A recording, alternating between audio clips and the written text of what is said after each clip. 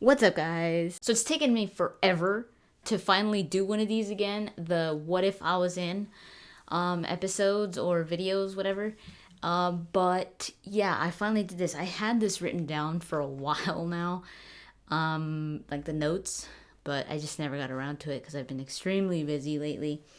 But yeah, let's get to it. This is if I was in the Dragon Age universe. So if you haven't seen my Mass Effect one, I'll put an annotation here so that you could go watch it. I do 3 scenarios. First scenario is if I was teleported straight into it.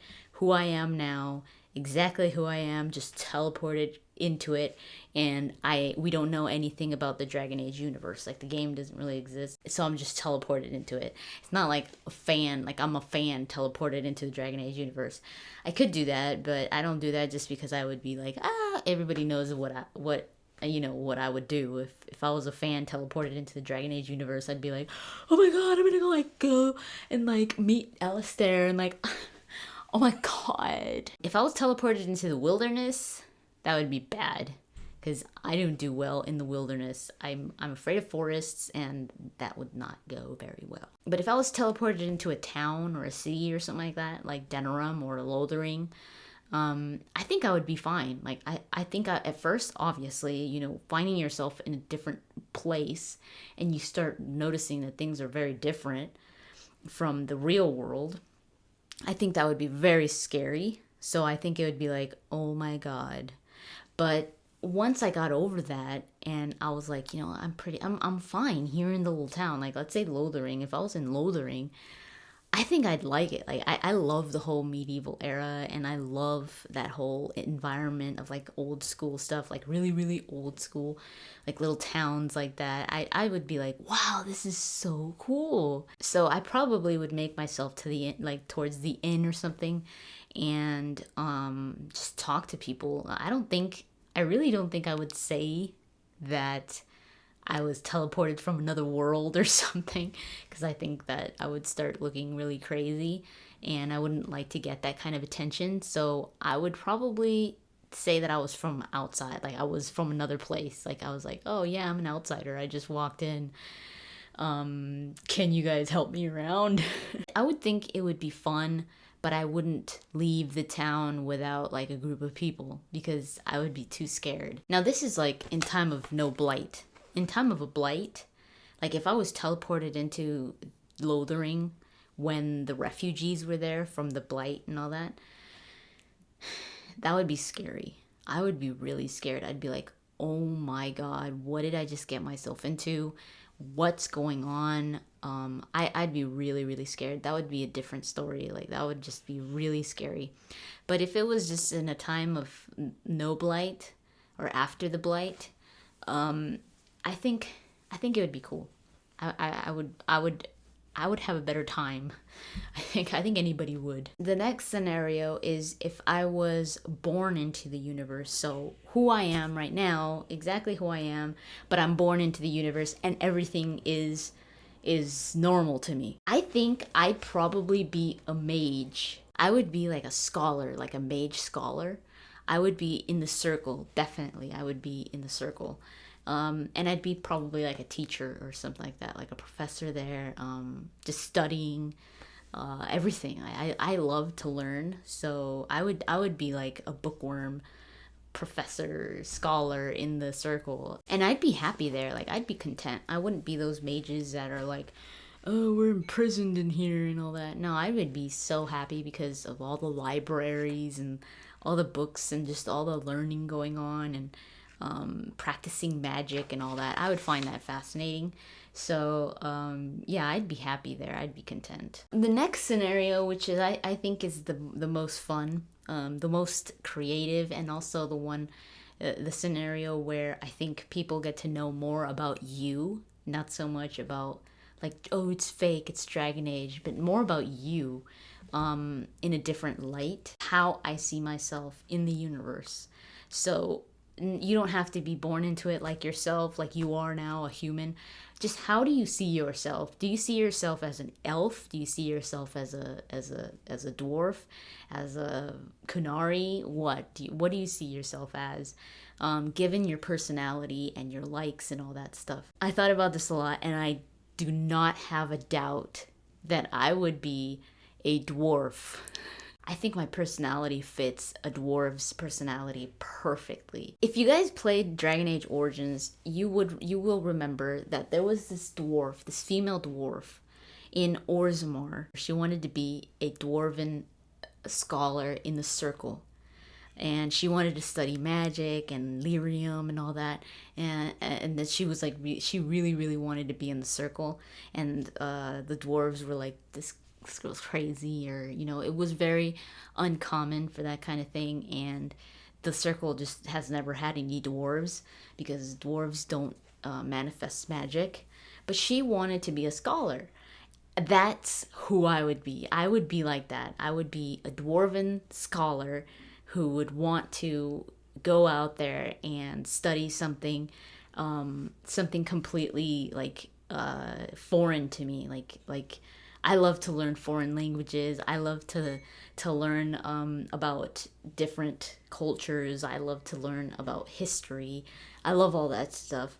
So I would be that girl. Like I would be that dwarf. Like that would want to go to the Circle and just be a dwarven scholar there and just study everything. Other things that tie to me as being a dwarf is, like I said, I'm short. My temper. I have a pretty bad temper. Like I could have a temper.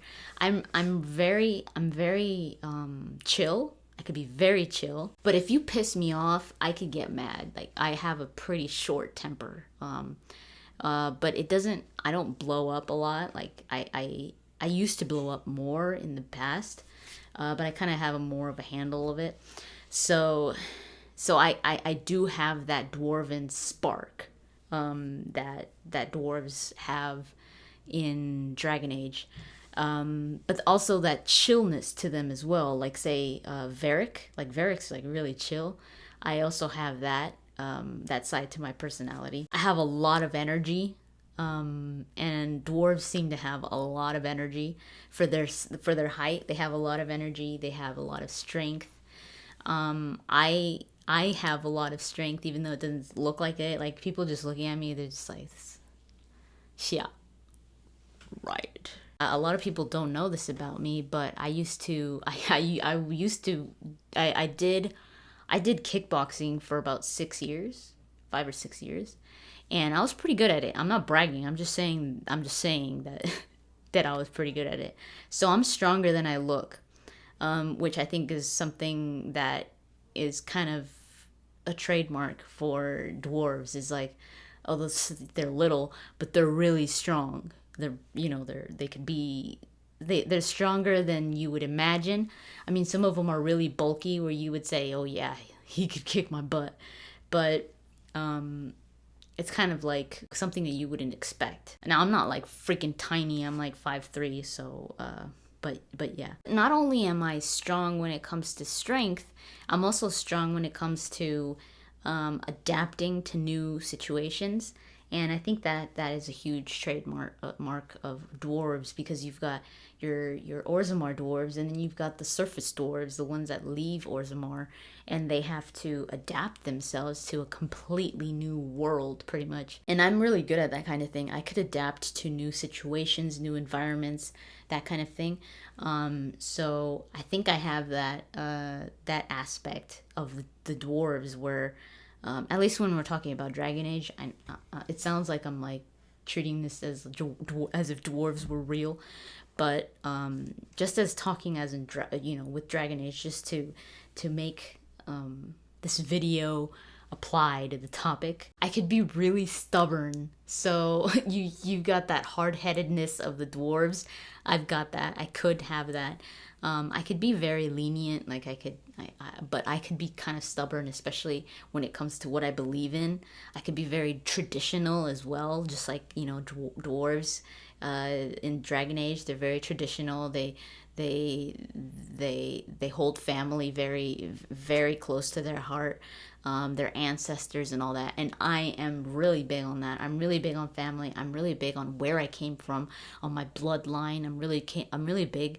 I've done like a lot of research to know who my ancestors were and all that kind of thing. So I have that really present in my mind. So that's another reason why I think I would make a pretty good dwarf. I love the stone. I love rocks. Oh man, out of all the elements, rocks, like the earth, especially rocks, is what attracts me the most. I have a rock collection. Everywhere I go, I have to pick up a rock and just keep it. Not like freaking when I go to the mall or anything like that, but when I go, like say when I travel somewhere, which doesn't happen a lot, but when I do, I pick up a rock and I keep it. Or even when somebody else goes, where like my brother went to Utah not long ago, and he was like, "Do you want something?" And I was like, "Just bring me a rock, dude. Just wherever you find a rock, whatever rock represents the color of the sand or the dirt in that area, just pick it up." And or the rock that represents the color of the sand in Utah. Don't just pick up a rock that I could freaking find here, you know. And he did. He picked up this rock that was like really red, and it was just freaking cool. So I love that stuff. I'm from the stone, which is weird because I'm a water sign. I'm a Cancer, so I don't know. It's probably because I grew up in the desert. I grew up in the dirt pretty much. I mean, not like literally, but it was a lot of sand and dirt and rock around me when growing up. So I think I got used to that, and I just feel at home when I'm around that. I prefer to be in enclosed areas and not so much in open spaces, because when I'm in open spaces I feel kind of vulnerable, and I think it's because I'm so used to just being inside, being indoors, because I don't go out that much because I take care of my mom. So I'm indoors a lot. So when I go out, especially when I go someplace big, like say Las Vegas or something, someplace where you're just like, wow, this is big, and you're outdoors and it's just in the wide open. And I think that's why I'm like so scared of forests, because there's nothing around you. I mean, there's it's just like there's no end, you're just like, oh my God, like which way did I come from? Like it's just so easy to get lost. And in an enclosed area, I feel safe. I feel like, okay, I know my way around here. I think that's what the surface dwarves go through a lot when they go up on the surface. They have that feeling of like, oh my God, I'm gonna fall into the sky. And I could kind of relate to that. Like I kind of know what that feels like. Not that I'm gonna fall into the sky, but I do feel like you're kind of, you don't have a grip on things. Like, you're kind of like, like you feel like you're gonna fall or something like that. It all has to do with what you're used to, and I'm more used to being in enclosed areas. I like to look outside, obviously. I like to always have a window where I am. I don't like to be in like a freaking four walls and just stay there. I don't like that. I do like to go outside, but it has to be somewhere that I know. Like if I all of a sudden just go into the wild or something like that, it's like, oh my God. I just have that feeling of, like I said, like you're gonna fall and you have nothing to grab onto. But like I said earlier, I do adapt. I don't know if I would adapt to the forest because I'm so scared of it. But I think if I were in a situation where I had to live there, then I obviously probably would get used to it, but it would take me a long time. Another thing is that I love to build things. Like I'm not like super good at it, but when there is like a bookcase or something like that I have to build, or not build, but put together, like with instructions and all that. I love that kind of thing. Whenever someone gets something and they're like, oh, I have to like put it together, I'm like, oh, let me help you, because I love that. I don't know why. I think I got it from my dad, because my dad used to love to do that. He used to love to build stuff with his hands, and I have that, where I love to just put things together, especially when it has to do with like wood and that kind of stuff. I could be very honest and frank when I need to be, which is a trait that dwarves seem to have in Dragon Age, where they're pretty blunt. They're not beating around the bush. When I have something to say, I say it. I don't like, well, I'll tell you what I want to tell you. Sometimes it's like, dude, don't freaking say that. And I'm just like, what? I could be extremely sarcastic, and sometimes I have to watch myself because I know that a lot of people aren't very sarcastic and they could take things very seriously. And I'm just like, dude, I was kidding. I was kidding. Like, oh, man. I could be very cynical with the dwarves that we've seen in Dragon Age. That tends to be a trait that they have, a personality trait. That bluntness, that sarcasm, that cynical side to their personality, and that sounds a lot like me. Now, some people might be thinking, oh no, you're too nice to be a dwarf. There's some mean dwarves. Yeah, there's some mean dwarves, but there's some really nice dwarves too. I thought Varric was very nice. He was cool. I would totally be Varric's friend. But he was strong. Like, he was strong. He could be mean when he had to be. He could be cynical, nice, sarcastic. So I've got a lot of the traits that many dwarves have. I don't drink, so I don't have that aspect of the dwarves where they drink a lot. But I think that's more of a choice than a trait. So but yeah, I'd be that little dwarf that wanted to go to the circle to study magic and all of that. I would be her. So yeah, I think that last one was probably the longest out of the two. It's the most fun, I think, and most revealing, which is one of the reasons why I don't include if I was a fan that was transferred into the Dragon Age universe, where I knew everything about the game and I was like, oh my god, I'm in Dragon Age. I don't really go over that because I don't think it's very revealing to my personality, which is what I think really makes this little series interesting, because you get to know a different side of the person. And you guys already know I'm a fan of Dragon Age, so I'm pretty sure you guys could already guess what I'd be doing if I was transferred into Dragon Age. My favorite part of this is watching your guys' video responses. I did get some awesome video responses from you guys for my Mass Effect video. I'm so glad that you guys felt like doing a video response, that this was interesting enough to do it. So I would love to hear what you guys have to say. I know that it sounds like it's like oh god, it's not real.